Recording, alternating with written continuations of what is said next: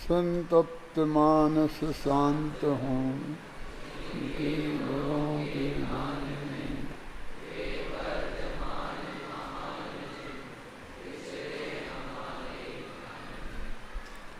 28वीं गाथा की चर्चा चल रही थी। अभी उसका मात्र जो अंत में 5-6 पंक्तियां हैं उन्हें पढ़ लेते हैं। पेज नंबर 441 पे सबसे अंतिम पैरा है ना। इस गाथा में मात्र इतनी बात कही गई है कि श्रमण 2 प्रकार से युक्ताहारी सिद्ध होता है। पहली बात तो यह है कि उसका ममत्व शरीर पर न होने से वह उचित आहार ही ग्रहण करता है, इसलिए वह युक्ताहारी है।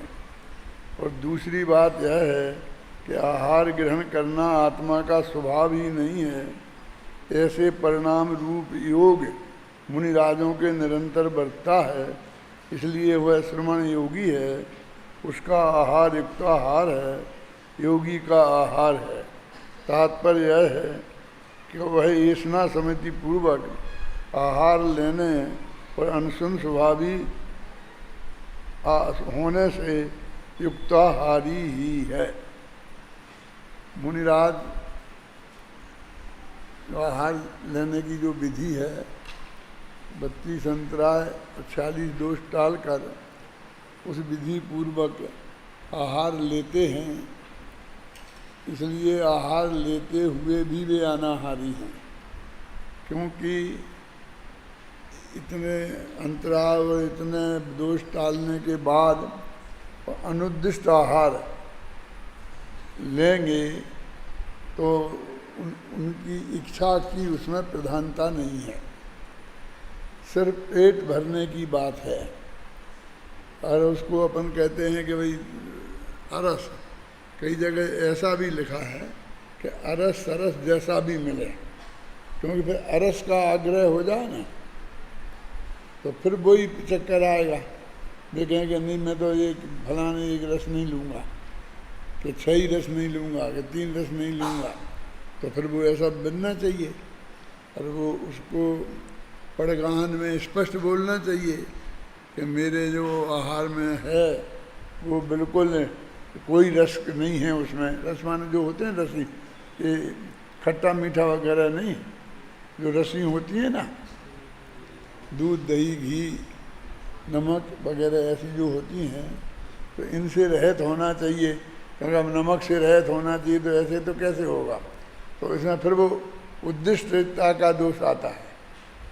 तो रस नीरस का कोई भेद नहीं, उनकी अच्छे से बढ़िया भोजन हो और वो हमारी रुचि के अनुसार नहीं हो, जो हमें अच्छा लगता हो वैसा नहीं हो, तो वो नीरस ही है ना। और वैसा भी हो, कभी कभी बिल्कुल सामान्य चीज़ होती है और वो किसी को अच्छी लगती है। बाजार में 50 तरह के फल आते हैं ना, और एक से एक बढ़िया हैं और महंगे भी होते हैं, और लोगों को ककड़ी अच्छी लगती है। इसकी कोई वैल्यू नहीं है किस दृष्टि से कि उसमें एक ए विटामिन है, कि ये है, कि ये शरीर को पोषक दृष्टि से भी कोई नहीं है गुण उसमें। और बहुत लोग उसे बहुत रुचिपूर्वक खाते हैं, इसलिए उससे कोई संबंध नहीं है उसका। इसलिए जब उनका कोई उससे संबंध नहीं रहा तो जैसा भी मिलेगा वो सब नीरस ही है, उनका इन्वॉल्वमेंट नहीं है। इसलिए उनका वो आहार एक तो आहार है। और अब दूसरी बात में बहुत मार्मिक है। वो ये कहते हैं कि वो जो सिद्धांत है कि आत्मा आहार करना आत्मा का स्वभाव ही नहीं है, माने अनशन स्वभाव ही है आत्मा, ऐसी जो बात है वो है योग, ऐसा लगा इसमें। वो योग उनका निरंतर रहता है, आहार करने जाएं तब भी और नहीं करें तब भी। इसलिए वे अनशन स्वभावी योगी होने से वे योगी हैं और उनका आहार युक्त आहार। तो अब अपन योगी का भी अर्थ कोई विचित्र ही समझते हैं ना, कि मन वचन काया को जिनमें कंट्रोल में कर लिया है, अथवा जो ध्यान में बैठ गए हैं, आदि योग भी उसी को बोलते हैं ना। लेकिन ये तो कहते हैं अनशन स्वभावी आत्मा है, पर यही योग है और इसमें वे युक्त हैं, इसलिए वे योगी हैं। आहार ले रहे तब भी योगी हैं और आहार नहीं ले रहे तब भी योगी हैं। वो उनका आहार लेना योगियों का आहार है, इसलिए वो युक्ताहार है अथवा अनाहार है। बस इतनी बात इसमें कही है। अब अपन 29वीं गाथा पढ़ते हैं।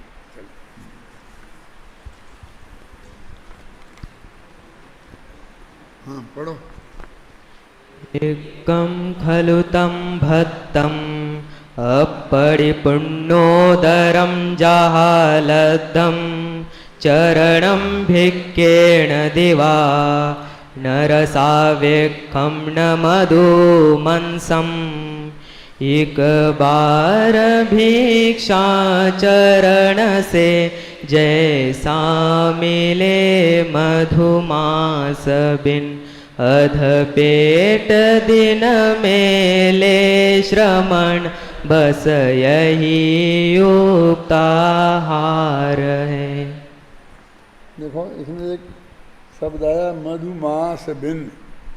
अपन को बड़ा अटपटा लगता है कि एक सामान्य जैनी भी मधुमांस का त्यागी होता है, उसको भी ये कहना कि तुम मांस नहीं खाना, मधु का सेवन नहीं करना।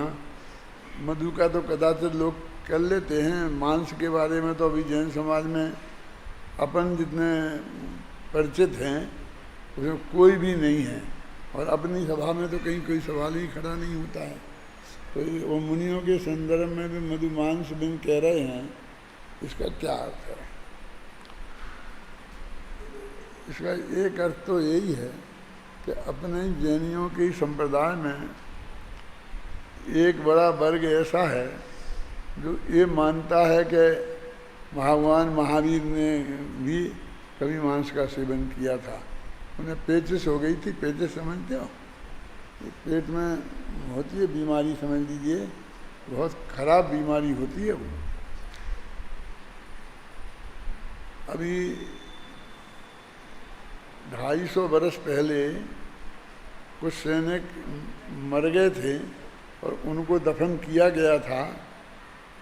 और 250 वर्ष बाद उनकी लाश को निकाला और उनके पेट में ऑपरेशन करके देखा तो उसकी आंत में पेचिस के जीवाणु जिंदा थे।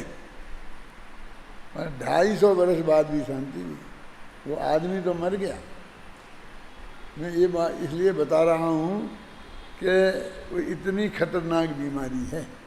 एक दफ़े वे जीवाणु आपकी आंत में पैदा हो जाएं, है ना, तो वो जिंदगी भर आपको परेशान करते हैं। मतलब पेट नॉर्मल नहीं होता है, समझ गए ना आपकी ना।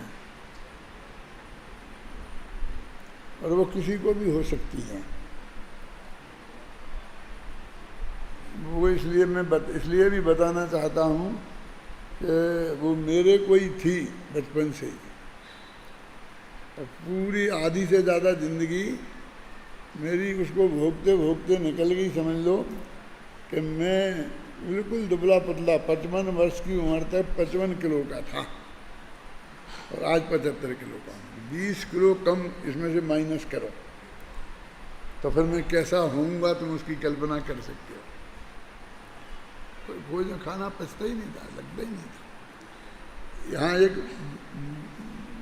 वैद्य नहीं हकीम आया था बाबू भाई का इलाज करने, तो उसने भी मेरा भी देखा और मुझे एक दवाई बताई और वो दवाई मैंने ली और वो मेरा सारी जिंदगी का रोग चला गया।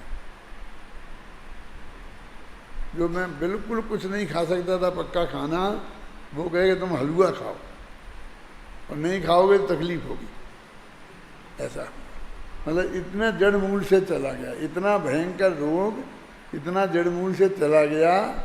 इसलिए मैं तुमको बता रहा हूँ कि कदाचित किसी तुमको होवे, आज नहीं होवे और कल हो जाए, तो वो दवाई बाई के पास लिखी हुई है, उन्हें याद है तो आप लोग लिख लेना, कभी काम आएगी। हम लोग कितने दिन के हैं, फिर आपको याद आएगी तो फिर हम वो नहीं मिलेंगे, उपलब्ध नहीं होगी। वो वैद्य जी तो खड़े गए, हकीम जी तो गए, और हम भी चले जाएंगे। मैं तो सिर्फ इसलिए बता रहा हूँ कि ऐसी ऐसी तकलीफ भी होती है। अभी मधुमांस बिन का मैं अर्थ ये बताना चाहता हूँ कि वो वास्तव में साक्षात मधुमांस की तो बात है ही नहीं। अब हम लोगों का क्या गड़बड़ है कि जब भी मांस की बात आती है, हम अपने जैनियों, अपने विद्वानों की बात कर रहा हूँ, हम तुम हमारी तुम्हारी बात कर रहा हूँ, मैं बाहर के लोगों को ध्यान में रख के बात नहीं कर रहा हूँ। तो बस गाय उस जीव को मारते हैं, कितनी निर्दयता से मारते हैं, ऐसा करते हैं, ऐसा करते हैं। हमारे ध्यान में सिर्फ एक ही बात जाती है कि वो उस जीव को मारते हैं और उसका मांस हम खाते हैं, तो उस जीव की हत्या होती है। इस पे ही सबका वजन है, सारा उपदेश भी इसी बात का है। क्या? जबकि अपने जैन दर्शन में सबसे पहले ये लिखा है कि प्रत्येक जीव के मांस में उसी के आकार के अनंत निगोदी जीव निरंतर पैदा होते रहते हैं, है ना? इसमें लिखा ना निगोदानाम, कहाँ है? मैंने अभी देखा था, मधुमांस बिन लिखा है ना, अभी देख लेंगे अपन, अपने आप आएगा शायद। ये आगे जो छंद है ना मांस संबंधी, जो 32वां छंद है, नीचे देखो पेज नंबर 444 पर लिखा ना, तज्जादीनम निगोदानम, लिखा ना। ये इसलिए बता रहा हूँ मैं आपको कि वो जीव सेनी पंचेंद्री नहीं है। पहले मैं खुद ही ये समझता था कि मनुष्य में मनुष्य के आकार के अनंत जीव पैदा होते रहते हैं, तो वे अनंत मनुष्य पैदा होते रहते होंगे सेनी पंचेंद्री, क्या? लेकिन ये निगोदानाम हिंदी में अनुवाद में भी है, पर मैंने मूल गाथा में भी देखा, अभी भी ध्यान, कि ये वे तो निगोदिया जीव हैं, तो वे तो एक इंद्रिय हैं, वनस्पति कायक है। मेरे कहने का मतलब ये है। तो उनको तो कोई आलू में अनंत निगोदिया जीव है, अब उनको भी बहुत प्रेम से लोग खाते हैं, और जैनियों में भी बहुत लोग खाते होंगे, आप समझे ना। तो वो अनंत जीव पैदा होते रहते हैं, और तुम्हारे पेट में चला गया तो वहाँ भी पैदा होते रहेंगे, निरंतर वो तो प्रक्रिया चालू रहती ही है। और 30 जीवों के शरीर को मांस कहते हैं, और एक स्थावर जीवों के शरीर को मांस नहीं कहते हैं, है ना। तो हम बहुत प्रयत्न करते हैं तो भी 29 जीवों के घात से भी बचना बहुत मुश्किल है। हम आहार की शुद्धि के लिए भी, अब अनाज है वो घुन गया, तो उसमें जो घुन में जो जीव पैदा होते हैं वे भी 30 जीव होते हैं। अब सामान्य स्थिति है हमारी, मान लो गरीब हैं और इतना गेहूं खरीद के रख लिया साल भर का खाने के लिए, अब वे घुन गए तो अब क्या करें? नहीं, खुद नहीं भी खाएंगे, हम बाजार में बेच देंगे तो कोई खाएगा ना, है कि साहब हम तो इतना नुकसान तो नहीं कर सकते। क्या करें कि नुकसान नहीं कर सकते तो फिर क्या करो? फिर गाय भैंस को खिला दो, तो अभी जीव तो वे मरेंगे ही ना। फिर नहीं करो, ऐसा ही फेंक दो जंगल में, तो वहाँ कोई जीव खाएंगे उन्हें, तो मेरा मतलब उनको हम कैसे बचाएं? बहुत लंबी प्रक्रिया है। मेरी बात समझ में आ रही क्या नहीं? तो इस तरह से इनडायरेक्ट त्रिजीवों का घात हमसे बहुत होता है, समझ गए ना। अब उसके लिए हमको कितनी सावधानी बरतना चाहिए कि वो हमारे घर में हम अनाज लाएं और उसको ऐसा रखें कि वो घुने ही नहीं, क्योंकि एक दफ़े घुन पड़ गए तो घुने हुए जीवों का घात होना ही होना है, और फिर वो जा कर के बाज़ार में बिक जाएगा। और फिर वो बाज़ार में बम्बई में अब आटा ही बिकता है, गेहूँ बिकते ही नहीं है। अमेरिका में भी आटा ही बिकता है, गेहूँ बिकते ही नहीं है। बाज़ार से आटा ही मिलता है, तो बराबर बहुत से 30 जीव उसमें बहुत शुद्धि चाय इतनी करो और वे पिस के आ जाते हैं। तो अशक्य अनुष्ठान जैसा हो गया ना, तो हम उनसे बचना बहुत मुश्किल है। फिर भी जैसे अपने घर में कहते हैं अपने बहुत कीड़े हो गए, चींटियाँ हो गई, मच्छर हो गए, तो फिर हमने झाड़ेंगे, साफ करेंगे, कुछ भी डालेंगे तो वो सब मरेंगे। तो क्या करें हम, बताओ, नहीं करेंगे घर की सफाई। तो फिर कहते हैं भाई पहले से ही इतनी सफाई रखो कि जीवाणु पैदा ही ना हो, और फिर भी जो होंगे वो तो होंगे ही, मेरा मतलब है।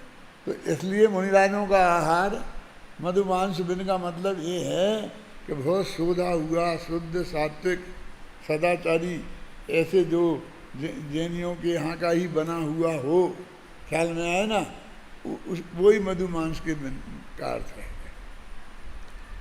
है ना। अब ये सब चीज़ जो मर्यादा से रहित हो जाती हैं, वो मर्यादा क्या है, तो उसमें जीव उत्पन्न हो जाना, यानी मर्यादा के बाहर जीव उत्पन्न हो जाते हैं ना। जैसे अपन आटा का बोलते हैं कि बरसात में 3 दिन का, फिर सर्दियों में, गर्मियों में 5 दिन का, सर्दियों में 7 दिन का, तो उसमें जीव पैदा हो जाते हैं। तो मर्यादा के भीतर का हम खाएं तो वो जीव पैदा नहीं होंगे।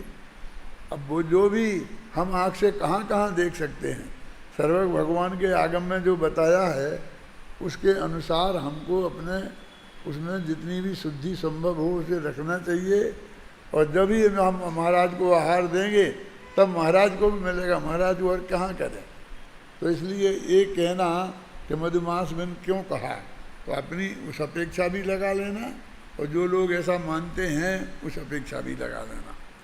तो और एक बार देखो इसमें क्या बात, कुछ महत्वपूर्ण बातें हैं कि एक बार भिक्षाचरण से जैसा मिले वैसा, और मधुमांस के बिना, और अधपेट खाएं और दिन में खाएं, वही श्रवण का आहार, युक्ताहार, उसको युक्ताहार कहते हैं। देखो इसमें एक बात ये लिखी, मैंने पढ़ा अच्छी तरीके से, अभी पढ़ लेंगे कि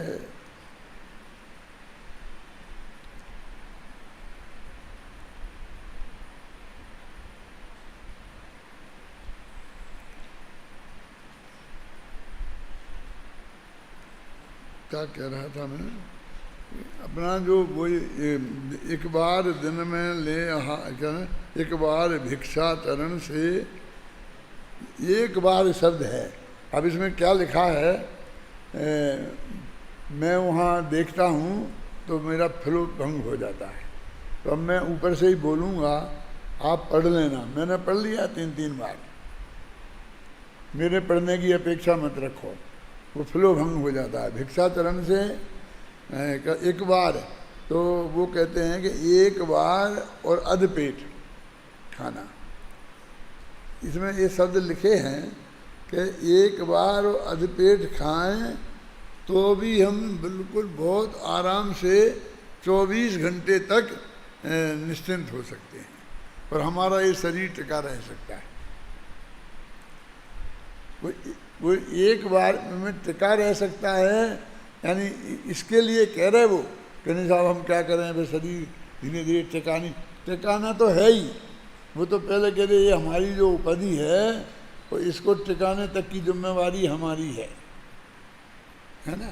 यहाँ तक लगा है भगवती आराधना वगैरह में तो कह दिया आप नहीं करते उसकी उचित व्यवस्था, तो आप एक तरह से आत्महत्या के दोषी हैं, शांति जी, ऐसा लिखा है। लेकिन आधा पेट खाएं और एक बार खाएं तो भी आपको बिल्कुल जीवन रहने के लिए पर्याप्त है।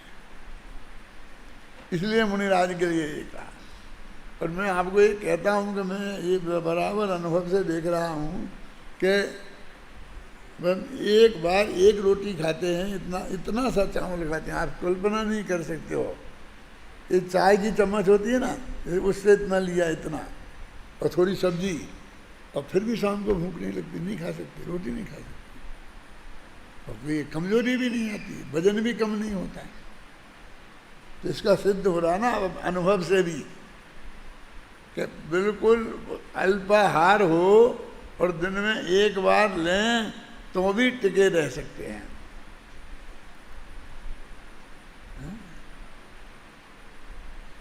क्या इसमें लिखा है? ये सब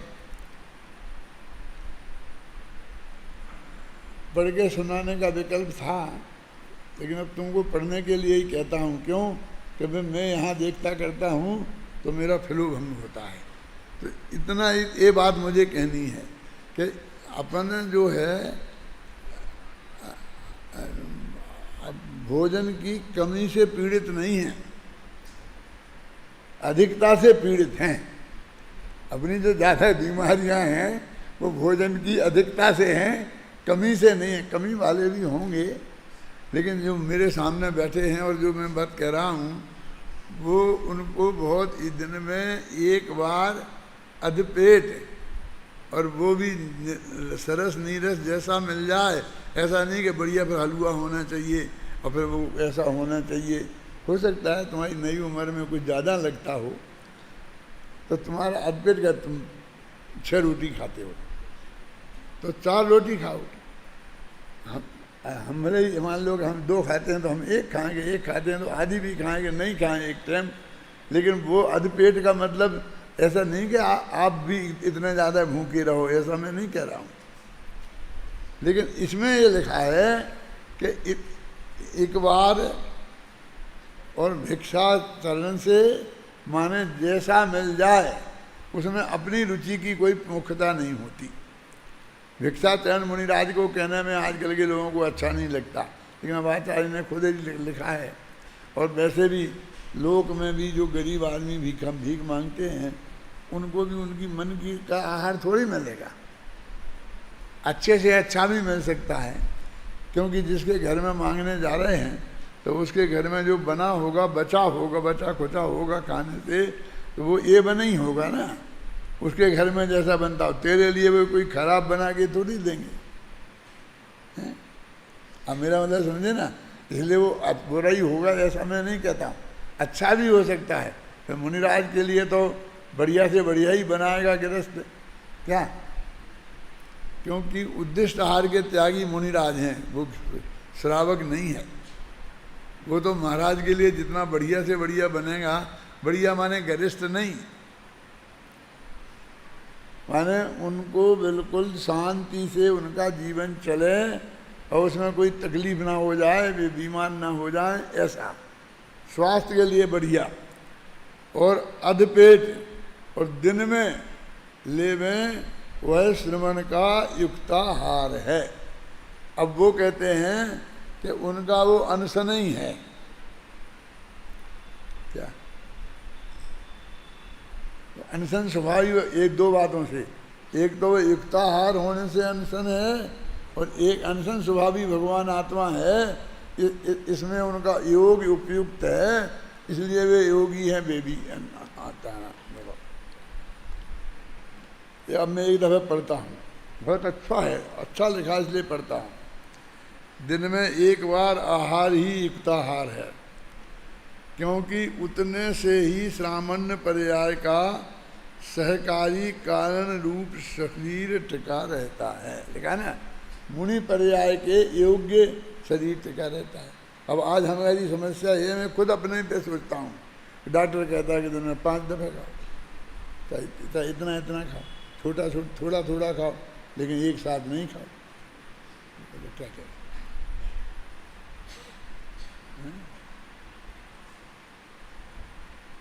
माने आप समझिए ना, अब वे तो कह रहे एक बार में काम चलता है, और हमें अनुभव से भी लगता है कि एक बार में काम चलता है। और उसी आहार को अब उसको और क्या कम करें, ये भी एक समस्या है। लेकिन हमको तो अभी जो इसमें आचार्य ने आज्ञा दी है उस पर गंभीरता से विचार करना है कि ये क्या लिखा, एक बार का आहार ही युक्ताहार है, वो बाकी आहार युक्ताहार नहीं है, अयुक्त आहार है। युक्त आहार माने योग्य आहार, योग्य आहार माने योगी का आहार, समझे ना। क्योंकि उतने से ही सामान्य पर्याय का सहकारी कारण रूप शरीर टिका रहता है, शरीर के लिए उतना ही पर्याप्त है।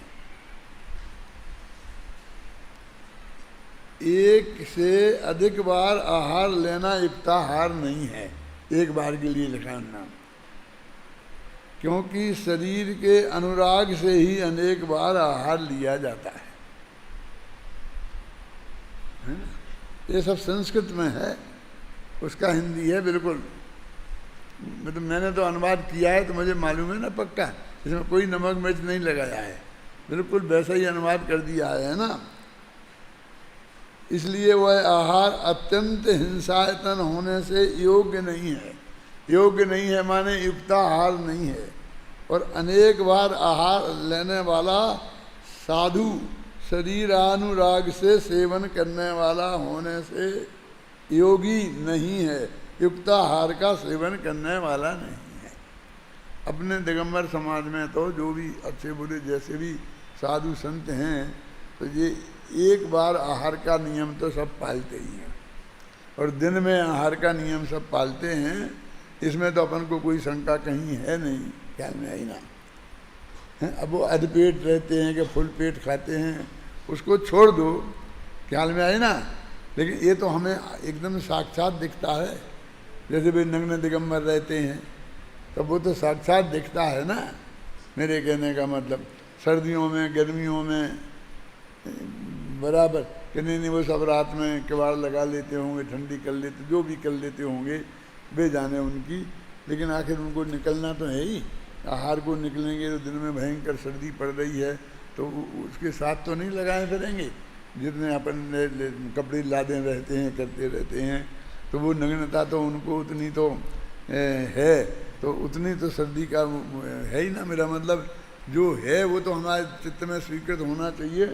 माने सवाल अभी किसी के पक्ष का विपक्ष का नहीं है, सवाल ये है कि वो युक्ताहार है क्या नहीं है, कि मुनि जीवन कैसा होना चाहिए, ये बात यहाँ पर चल रही है। अब अपूर्णोदर माने ऊनोदर माने अधपेट आहार ही युक्ताहार है, क्योंकि वह योग का घातक नहीं है। पूर्णोदर भरपेट आहार प्रतिहत योग वाला होने से कथनचित हिंसायतन होता हुआ युक्ताहार नहीं है। पूर्णोदर आहार करने वाला प्रतिहत योग वाला होने से योगी नहीं है। अभी आप भी देखते हो कि जिस दिन आप ज़्यादा खा लेते हो थोड़ा, उस दिन फिर आपको पढ़ाई में हर बात में थोड़ी सी अड़चन होती है कि नहीं होती। और थोड़ा पेट खाली रह करके रहते हो तो सारी दिनचर्या हम बहुत सावधानी से पाल लेते हैं। हमारा तो एक हम अल्पाहार भी करते हैं ना तो भी हम फिर 1 घंटा आराम करना ही पड़ता है, कुछ नहीं कर सकते। डॉक्टर भी कहते हैं क्योंकि आपका सारी शक्ति खून की वो आहार पचाने में जाएगी तो आपको दूध चलने फिरने और कुछ काम करने में आपको वो मिलेगी नहीं ताकत। और स्पष्ट अनुभव करते हैं, तुम भी करोगे 10-50 साल बाद समय पे, लेकिन हम करते हैं तो हम आपको बता देते हैं कि भाई ऐसी परिस्थिति होती है ना। तो इससे हम इतना तो हमारी समझ में आ ही जाता है कि जब हमको 4 दफ़े लेना पड़ता अल्प और डॉक्टर कहते हैं कि 4 दफ़े लो, और जो दवाइयाँ लेनी पड़ेंगी वो दवाइयाँ आपको खाली पेट नहीं ले सकते हैं, कुछ ले कर के ही लेनी हैं। तो अभी हम तो रहे ही नहीं ना, हम तो अभी मुनिराज बनने लायक रहे ही नहीं ना, वो संयम पालने की लायक पोजीशन रही नहीं ना। मेरे कहने का मतलब ये है। आगे पढ़ते हैं। यथालब्ध है, जैसा मिल गया वैसा आहार ही युक्ताहार है, क्योंकि वही आहार विशेष प्रियता रूप अनुराग से रहित है, बस जैसा मिल गया, ये सबसे बड़ी विशेषता है कि मुनिराज आदि का उनमें इन्वॉल्वमेंट नहीं है, तो फिर जैसा मिल गया वो वैसा, बिल्कुल ये पक्की बात हो गई। अच्छे बुरे से कोई मतलब नहीं है, बुरा कोई क्यों देगा? हम अपने महाराज को बुरा आहार देंगे? हमारी उनमें भक्ति होगी, नवदा भक्ति हम करेंगे और आहार देंगे, तो हम तो बहुत बढ़िया उनके स्वास्थ्य के अनुकूल जैसा रहेगा वैसे ही देंगे ना, है ना। अयथा लब्ध आहार माने अपनी पसंद का प्रयत्न पूर्वक प्राप्त आहार विशेष प्रियता रूप अनुराग से सेवन किया जाता है, इसलिए अत्यंत हिंसायतन रूप होने से युक्ताहार नहीं है। और ऐसा लाभ आहार लेने वाला विशेष प्रीता रूप अनुराग से सेवन करने वाला होने से युक्ताहारी योगी नहीं है। ये पढ़के में कोई ऐसा कुछ नहीं है कि तुम पढ़ के इसे समझ नहीं सकते हो। एक तो मुझे भरोसा नहीं है कि तुमसे कह दूंगा कि तुम पढ़ना तो घर पे ही पढ़ना, क्योंकि मैं देखता हूँ शांति जी, पीयूष और जो लोग तुम्हें पढ़ाते हैं यहाँ पर, वो कह देते हैं कि पढ़ के आना, फिर पूछते हैं तो एक हाथ उठता है कि हाँ मैंने पढ़ा था, है ना। इसलिए भी मैं पढ़ के सुना रहा हूँ और मुझे अच्छा लगा कि युक्ताहार का स्वरूप समझ में हमारे आना चाहिए और जो हमारी वीकनेस है वो भी हमारे ख्याल में आना चाहिए। भिक्षाचरण से यथा लब्ध आहार ही युक्ताहार है, क्योंकि वही आरंभ शून्य है, हमने उसके लिए कोई आरंभ नहीं किया, है ना। अभिक्षाचरण से प्राप्त आहार में आरंभ होता ही है, इसलिए हिंसायतन है, अतः वह आहार युक्ताहार नहीं है। ऐसे आहार के सेवन से अंतरंग अशुद्धि प्रकट ही है, इसलिए वह आहार करने वाला साधु युक्ताहारी योगी नहीं है। दिन का आहार ही युक्ताहार है, क्योंकि दिन में ही ठीक से देखा जा सकता है, रात्रि में कोई वस्तु से ठीक से दिखाई नहीं देती, इसलिए रात्रि का भोजन हिंसायतन होने से युक्ताहार नहीं है। और रात्रि भोजन में अंतरंग अशुद्धि व्यक्ति ही है, इसलिए रात्रि में भोजन करने वाला साधु युक्ताहारी योगी नहीं है। अब ये चीज़ें हमको बड़ी अटपटी लगती हैं, क्योंकि ऐसा तो बिल्कुल हमारे साधुओं में हम देखते ही नहीं हैं। ये तो हमारी बहुत बड़ी समाज की विशेषता है, हमको बहुत भ्रष्टाचार दिखता है और है भी, लेकिन बहुत अभिष्टाचार भी है। माने अभी भी जितना हमारा खोया है उससे कई गुना बचा हुआ है। मैं ये कहता हूँ उज्ज्वल पक्ष देखना सीखना चाहिए। क्या उसका अच्छा बुरा तो उनके हाथ में है, जो होगा उनसे होगा, है ना। असली भूल तो जो तत्व ज्ञान में है वो असली भूल है, एक दफे वो निकले उसकी मुख्यता है। और इसमें भी ये एकदम बहुत ही ऊपर से जो है ही नहीं, मुनियों की योग्य चीज़ काम नहीं है, वैसा हो तो भी उचित नहीं है, लेकिन ये सामान्य बातें तो हैं ही ना। रस की अपेक्षा से रहित आहार ही युक्ताहार है। देखो, अरस नहीं लिखा, नीरस नहीं लिखा, सरस नहीं लिखा, क्या लिखा? बस रस की अपेक्षा नहीं होती, है ना। फिर जैसा भी, क्योंकि हमारे नहीं बना, हमने कुछ किया नहीं है, हमारा कोई इन्वॉल्वमेंट नहीं है, तो सामने वाले के यहाँ शुद्ध सात्विक जैसा बना वैसा है, क्योंकि वही अंतरंग शुद्धि युक्त है। रस की अपेक्षा वाला आहार तो अंतरंग अशुद्धि से अत्यंत हिंसायतन है, इसलिए युक्ताहार नहीं है। उसका सेवन करने वाला अंतरंग अशुद्धि पूर्वक सेवन करता है, इसलिए वह साधु युक्ताहारी नहीं है। मधुमांस रहित आहार ही युक्ताहार है, क्योंकि उसी के हिंसायतन का अभाव है। मधुमांस सहित भोजन तो हिंसायतन होने से युक्ताहार नहीं है। ऐसे आहार के सेवन से अंतरंग अशुद्धि व्यक्त रूप होने से आहार करने वाला साधु युक्ताहारी योगी नहीं है। ये जो पांचों वाक्य लिखे ना अपन ने, 5-6 वाक्य जितने भी हैं, वो बिल्कुल एक सी भाषा है क्या। अब ये मधुमास के बारे में कुछ विशेष टिप्पणी है। यहाँ मधुमास हिंसायतन का उपलक्षण है, इसलिए मधुमांस सहित आहार ही युक्ताहार है। इस कथन से यह समझना चाहिए कि समस्त हिंसायतन शून्य आहार ही युक्ताहार है। वो कहते हैं मधुमास का मतलब मधुमास नहीं, मधुमास का युक्त कि मधुमास के आहार में जैसे अनंत हिंसा है, ऐसे हिंसायतन का जो आहार है वो सब मधुमास वाला आहार है। देखो कभी कभी अपने यहाँ होता है ना कि अपने ही वक्ता लोग अतिशय उसमें तूने अंश ना पानी पिया तो माने तूने मांस खा लिया, तूने ऐसा कर लिया, मर्यादा के बाहर का ये कर लिया, तो तूने मांस का सेवन कर लिया, कहते हैं ना। तो अपन कहते वो अतिशयोक्ति हो गई, ये हो गई, वो हो गई। तो वो तो ठीक है, क्योंकि उसका बचाव जितना संभव है उतना ही किया जा सकता है, और जितना किया जा सकता है उससे बहुत ज़्यादा नहीं किया जा सकता, नहीं होता है, ये पोजीशन है। इसलिए फिर ऐसा कह कर के उसके दिल को तोड़ने से क्या फ़ायदा, क्या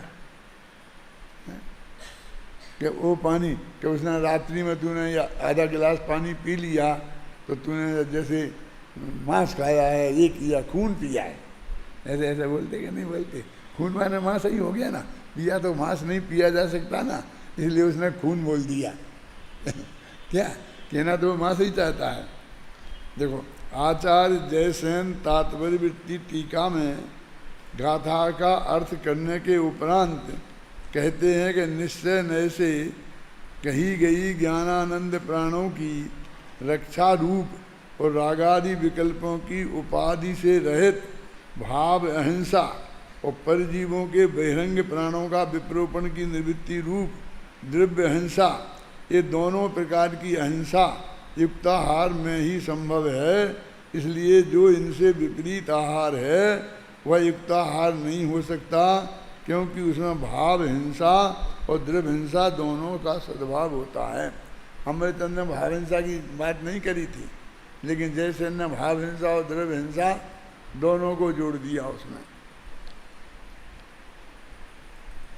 इस सबका संक्षिप्त सार यह है कि मुनिराज, देखो बिल्कुल जो मैंने लिखा है बिल्कुल बैलेंस में, एक बार भिक्षा वृत्ति से सरस या नीरस मध्यमान से रहित समस्त हिंसा सन से मुक्त जैसा जो कुछ प्रासुक आहार सहज भाव से विधि पूर्वक प्राप्त हो जाए, उसमें ही अपने शरीर को टिकाने के लिए वीतराग भाव से थोड़ा बहुत ग्रहण कर लेते हैं। मुनिराजों का इस प्रकार का आहार ही युक्ताहार है। ये 4 लाइनों में पूरी गाथा को संक्षेप में कंक्लूड कर दिया गया है। इतनी बात कही। इसके बाद तात्पर्य वृत्ति टीका में 3 गाथाएं प्राप्त होती हैं जो तत्व प्रदीप का टीका में नहीं है। उनमें आरंभ की 2 गाथाएं तो मांस के दोषों को बताने वाली ही हैं, और अंत की 1 गाथा में यह कहा गया है कि पानीगत आहार प्रासुक होने पर भी अन्न को नहीं देना चाहिए। 229वीं गाथा में युक्ताहार की व्याख्या करते हुए अंत में यह कहा गया है कि मधुमांस सर्वथा त्यागने योग्य है।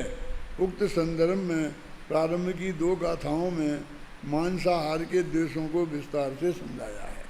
देखो एक बात मैं आपको बताऊं कि हमारे आचार्यों की एक पद्धति ये भी रही है कि जो बात उसमें आ जाती है ना मूल गाथा में, जैसे मधुमांस बिन आया तो हमने उसमें टिप्पणी की कि साक्षात मधुमांस मत लेना, ये जो 30 जीवों के शरीर को मधुमांस कहते हैं वो चीज़ हमारे उसमें 30 जीवों का भी पूरा बचाव होना चाहिए, है ना। तो अब वो गिनाने लग गए, माने मांस मधुमांस आ गया तो मधुमांस का स्वरूप गिनाने लग गए। ये जो 2 गाथाएं हैं वो पुरुषार्थ सिद्धि उपाय में उनके बिल्कुल हूबहू दो संस्कृत के छंद हैं। अभी आप मैंने दोनों ही दिए हैं, इससे आप मिलान करके देखो तो एक एक अक्षर मिलता है, और पद्यानुवाद तो है ही। तो ये सब सिर्फ उन्होंने ये है कि मधुमास बिन कहा था, तो वे मधुमास का स्वरूप बताने लगे, ऐसे मधुमास कहते हैं। इसका मतलब ये नहीं है कि ऐसा मधुमास वगैरह का सेवन कोई मुनिराज करते होंगे, आप समझे ना। वो तो उन्होंने सामान्य तरीके से, क्यों मधुमास की चर्चा आई तो उन्होंने मधुमास का स्वरूप बना दिया। अब एक पढ़ो, दोनों गाथाएं पढ़ो, फिर अर्थ पढ़ेंगे, फिर दोनों का वो संस्कृत के श्लोक पढ़ेंगे, पद्यानुवाद तो पढ़ेंगे ही। इसमें अपन अब ज़्यादा समय नहीं करेंगे खराब, क्योंकि हम सबको ख्याल में है वो बात। पढ़ो, कौन पढ़ रहा है? पक्के सुव आमे सुव विपच्यमाणासु मंसपेशेषु संतत्यमुवादो तज्जादीणं निगोदानं जो पक्कम वा पेशिं मनसस्सखादिफासदिवा सोकिल नीणदिपिण्डं जीवाणमणगेण कोडीणं पकते उवे अरपके कच्चे मास में उस जाति के सदाई उत्पन्न होते हे निगोदी जीववस जो पके कच्चे मांस को खावे छुवे वे नारी नर जीव जंतु करोड़ों को मारते हैं निरंतर। संस्कृत के छंद भी पढ़ लो, संस्कृत के छंद है ना नीचे, अर्थ तो इसमें स्पष्ट है, आ गया। अपन ने पद्यानुवाद पढ़ा, उसे सबकी समझ में आ गया, पढ़ने की जरूरत नहीं है। संस्कृत के छंद पढ़ो।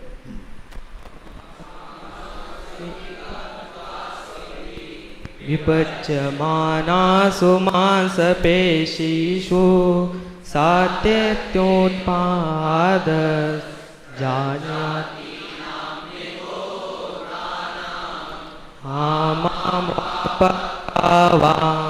खादति अस्पृशति वा पिशितपेशिं सनिहन्ति सततनिश्चितं पिंडम बहुजीवकोटिनाम।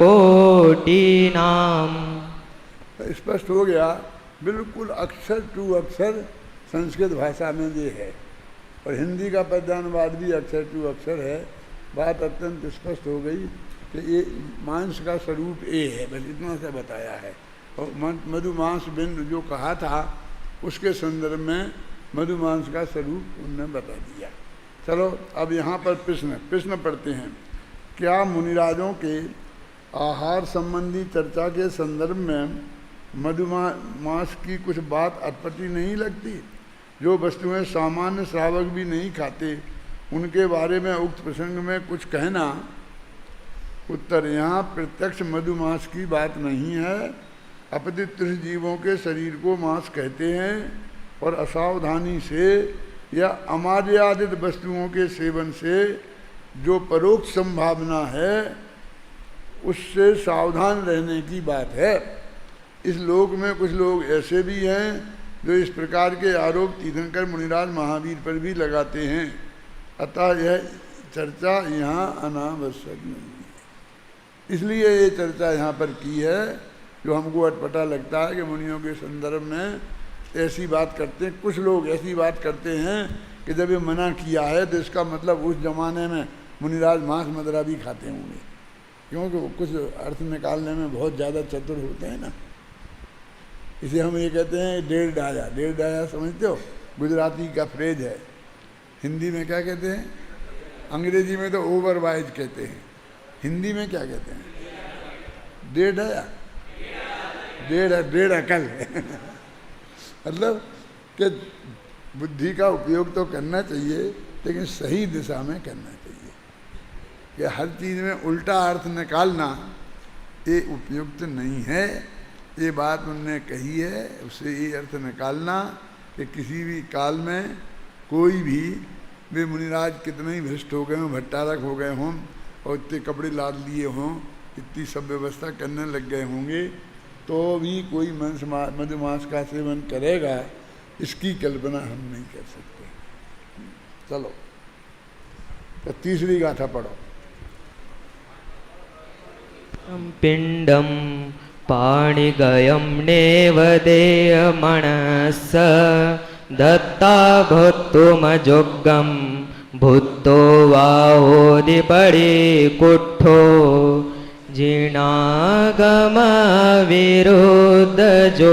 आहार होवे हस्तगत नई देवे दूसरो को दे तो प्रायश्चित योग्य है।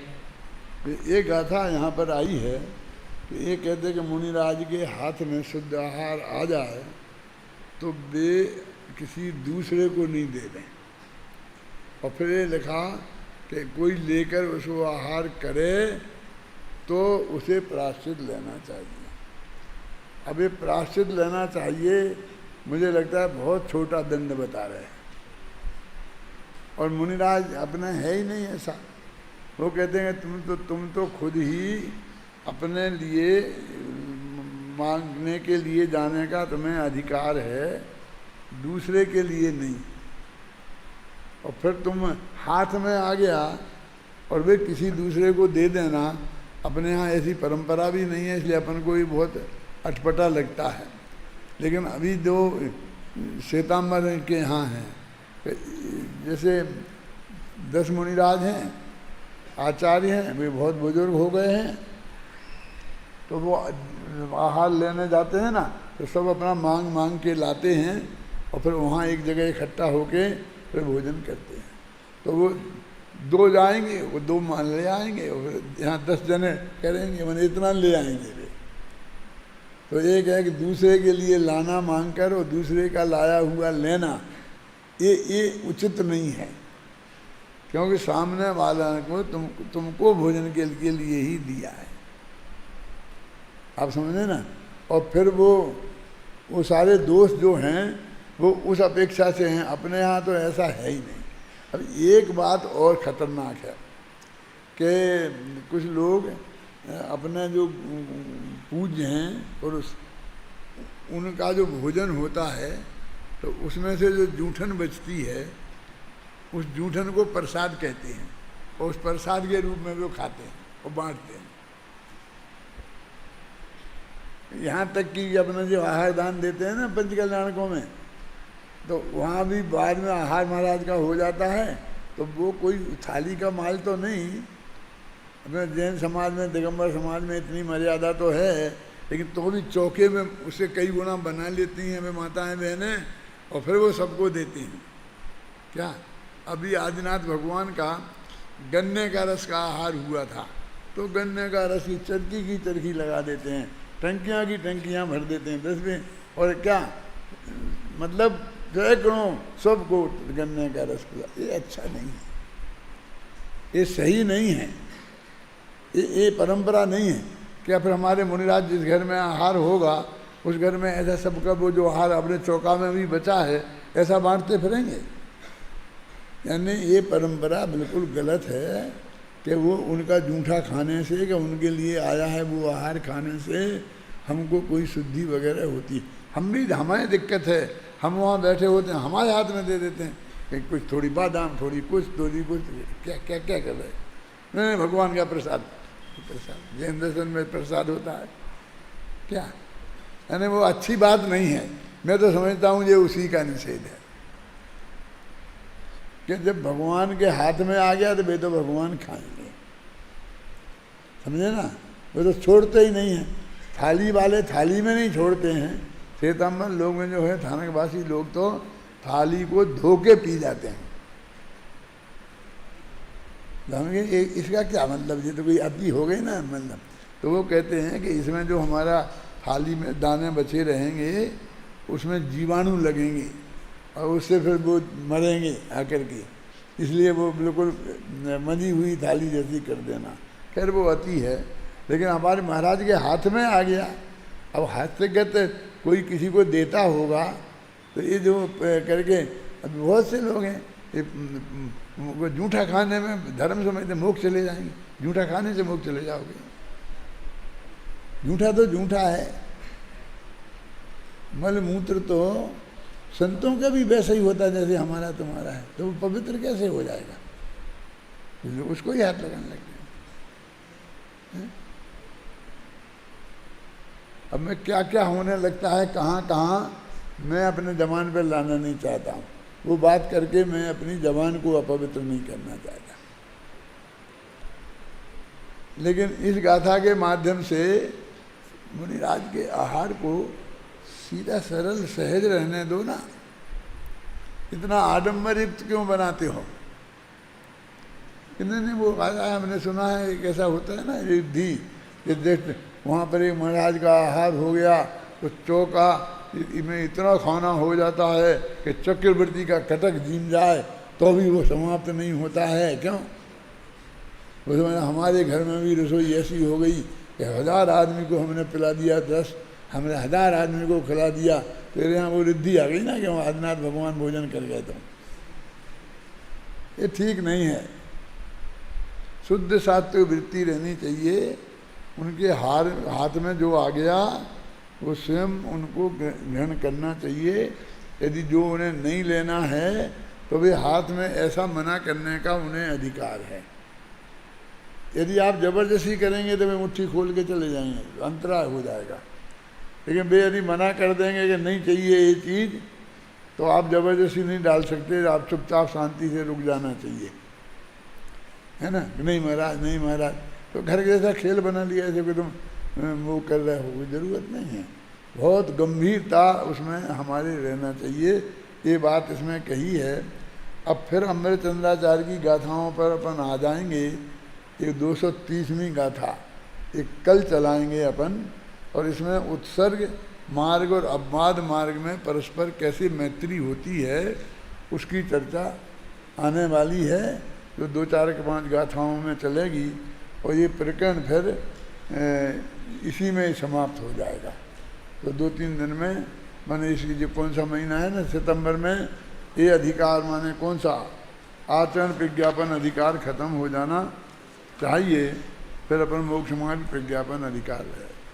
ये मोक्ष मार्ग प्रज्ञापन अधिकार में तो स्वाध्याय के महत्व पर बहुत जोर दिया है, तो उसकी चर्चा अपन तभी करेंगे।